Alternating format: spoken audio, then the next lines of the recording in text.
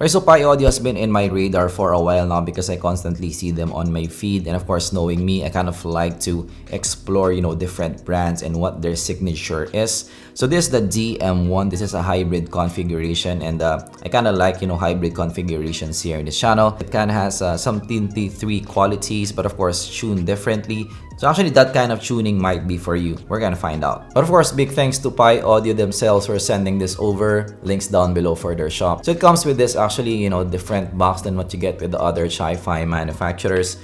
Pi, if you are, a math geek, 3.14, 16 audio earbuds, and actually inside, you do get additional tips. Actually, 2 sets of tips. You do have, that kind of a see-through design. And you also have a kind of gray tip, and not a lot in the box actually, and you do have the IEM now right away. So in terms of build, actually these are pretty unique because look at how this kind of looks like. It kind of looks like the Sony flagship IEM in a way, or the 10T3 in a way, but of course this has kind of unique organic kind of design. You might like it, not like it, that will be up to you, but actually in the hand this is very, very substantial. So actually the lobes here, the build is really good, and if you look at the overall fit, it's actually quite unique. It's not your custom IEM kind of shape. Cable wise, it's very similar than what you get with the KZs and also TRN or Chi-Fi, so it's kind of like that. It's maybe a slight notch up, but not super duper far. But overall, still this is in the kind of budget category. Of course, the lobes are pretty nice looking. I wish that the cable is better. Much like the 10T3, the 10T3 really has a good cable. So of course, in that kind of price range, this around $50 to $70. I wish that the cable is better here. It has preformed earlocks, which is nice. So actually, this is okay in terms of stability on the ear. So in terms of design, this is a bit flush on the ear. And actually, it will be up to you if you like that kind of design or not. For me, of course, I would like a more kind of minimalist look, but sometimes you want to stand out, and maybe this kind of design might be for you. Just a fit on the ear, actually, even if with that weird shape, this actually fits well on the ear, surprisingly. So when I first saw this, I thought that the fit will be sort of similar to the Zenfone DT6. But it is not like that. It is actually a better fit on the ear. So it doesn't have, the scraping kind of metal feel. So fit is actually okay with this, and also comfort is quite okay. Isolation is just average for me. I can still hear my voice fine. So this is not something that you want to use for optimal isolation. This is a bit also heavy on the ear, so it's definitely substantial on the ear. So overall, building this, I don't have any major issues. Of course, the design is, that will be up to you to decide. If I'm gonna nitpick, of course, it will be just the cable. But if I'm gonna buy this, of course, I'm gonna definitely replace the cable in these.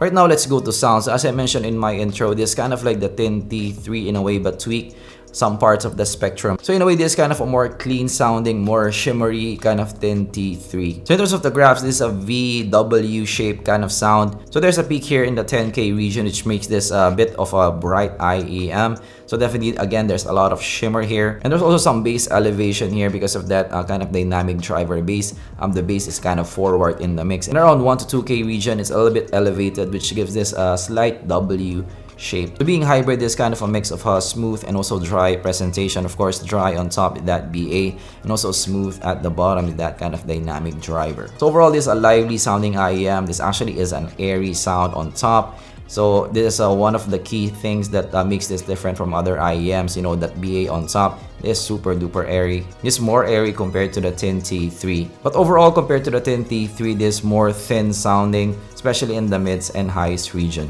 So the highs here are super extended, actually slight sibilance in the highs. This has a lot of shimmer, as I mentioned. Some people may find this too bright for your taste. I also find the highs to have some peakiness on top, maybe because of that 10K peak. So it may sound thin on some tracks. Actually, it does have, that kind of super duper shimmery highs. So whether you like that or not, of course, that will be up to you. But because of that peakiness in the highs, also this can be a bit hissy sometimes. This is one of the weaknesses of the DM1 for me. In terms of mids and vocals, female vocals are actually good on this and actually forward in the mix. So when I listen to some Up Dharma Downs and also some Sino Sikat, the female vocals are actually forward in the mix and actually good quality vocals. However, I find the male vocals to be too recessed for me and too laid back. So that's unfortunate, especially in Your Body is a Wonderland by John Mayer.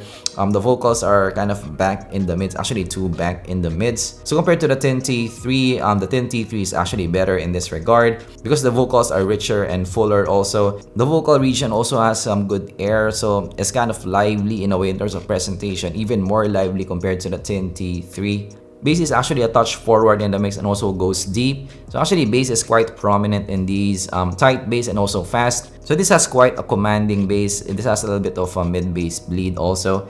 But this is not a bass head's IEM, but definitely this is substantial bass, more substantial compared to your 10T3. In terms of detail, this is actually pretty good and actually fairly fast in response as well. This resolves some micro detail. Like in 24 Magic Bruno Mars, the synth has some micro detail that this resolves well. The stage is above average, just alright, not super duper expansive.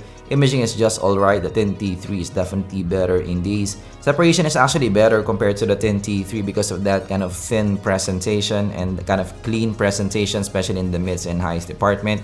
So separation is actually pretty good on this. So overall, this kind of like an analytical, clinical sounding mids and highs, but quite boomy bass at the bottom. It's kind of a mix of both. So compared to the TRN BA5, the vocals are more revealing in the BA5. The signature for me is better, more revealing. Actually, all the instruments are more revealing in the BA5. Imaging is better in the BA5. Separation is actually a little bit similar, but still a bit better in the BA5. Both have clean presentation, more if in the dry kind of presentation. But I still like the BA5 more than the DM1. Compared to the TFZ T2, the bass is actually more substantial on the TFZ T2. Signature is better in the T2, body is better in the T2, so this is quite the weakness of the DM1. It's quite thin in presentation, definitely fuller body in the TFZ T2. Both are lively sounding, has some air in both and also punchy bass in both. The DM1 has a cleaner presentation overall, but of course with that better body and better signature, I do like the TFZ T2 more than the DM1. So actually for me, in terms of the overall sound, is very close again to the 10T3, but I do like the 10T3 more than these. But if you kind of prefer a more dry presentation, a more clean presentation than the DM1, this might be your pick. But of course, in this kind of price range, I would go with either the BA5, TFZ T2, or the 10T3. I find this a bit lacking for me, especially with that peaky kind of highs, with that kind of hissy kind of highs. This is not something that I want to listen to for a long listening session. So definitely this won't go in our top recommendations. It will be kind of up to you if you like that kind of sound or not. But for me personally, I would go with the other IEMs that I have mentioned. Alright, so that is my review of the DM1. I actually am interested in looking at other PAIAUDIO stuff because maybe this is quite an older version. There's newer version of PAIAUDIO, so that may work for me better over these. And I heard that one of their IEMs is kind of hype right now, so maybe I'm gonna take a look at that. But yeah, that is my review of the DM1. What do you think of them? Do you like them, not like them? Have you heard of these? And what PAIAUDIO do you want me to check out here in this channel? Let me know also down in the comments below. And I'm gonna see you guys in the next video. Goodbye.